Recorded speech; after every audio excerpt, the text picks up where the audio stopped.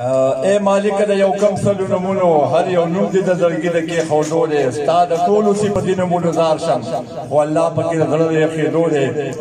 چېرته کې زور چې د نفرت وي نو تراخی و پکې خو چې ماحول د محبت وي نو خواږی و پکې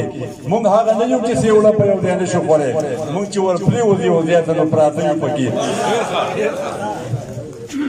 د ملګرو غزلې وویلې او بله دلته ساحل صاحب ناست دی نو ساحل صاحب په مخکې د غزل ویل زه موږ بل څه به ووایو زه یو څو هایکوګانې ته ویم د هر یو څیز او د هر کار دپاره وخت پکار دی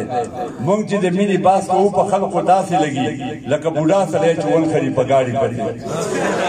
او د سرو سپینو د صدقې ثواب یې کېږي د سرو سپینو د صدقې ثواب یې کېږي کومه ښځه چې خاوند له چاپې وکړي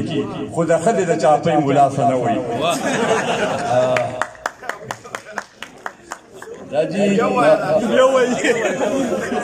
د سرو سپینو د صدقې ثواب یې کېږي کومه ښځه چې خاوند له چاپې وکړي خو د ښځې د چاپۍ ملا څه نه وایي او بل هایکو دا د سورلي اواز یې کېناستل یو دم وی فلاني یې په سورلي د څه چل وشو وی ملک صاحب لاړې پکې لاړې او بل هایکو دا چې د مون د خپل بیان یې واورېدلو بېلما د روغ غوندې د ځان سوي د بېلماذۍ د خوند څه خبرې او د خولګۍ بدله جهنم کې یوه غوپه ده د خولګۍ بدله جهنم کې یوه غوپه ده پیغلې وې ملا کټالې یې څوک درکي ویل ستا جوړې جنت ته اراده ده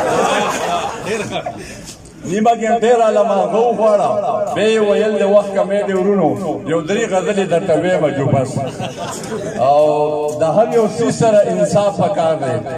د هر یو څیز سره انصاف پکار دی ورتې مرغۍ د خیر دی هم ولولي خو د دروغو هم یو ګراف پکار دی ملاوی تړی جماعت ته راځي ملاوی تړی جماعت ته راځي ویلې غوایي دی و درغلی ځکه زه چې سړی یم نو درد شمه او ګټې وی زما لوی زور دی ګټې وی زما لوی زور دی دیوالونه څه دي ووي وی دیواله تا ته نه وي او بله هایکو دا یو وړوکی شیطان غوږ کې راته ووي اوس روژه ده پنځوخته جومات کې کښېنه خو چې بابا کله راخلاص شي بیا به ګورو او بله چې هایکو ده چې ما وی اسانې روژې ولې خورې ته هغه وی ګرانې خو هر څو خوړی شي دا خو بس زه یم چې اسانې خورم او بله چې آخري دغه چې دا استادانو په معذرت سره ای طاهره بې زمانه دا به لویه عجوبه چې استاد دی او سخي دی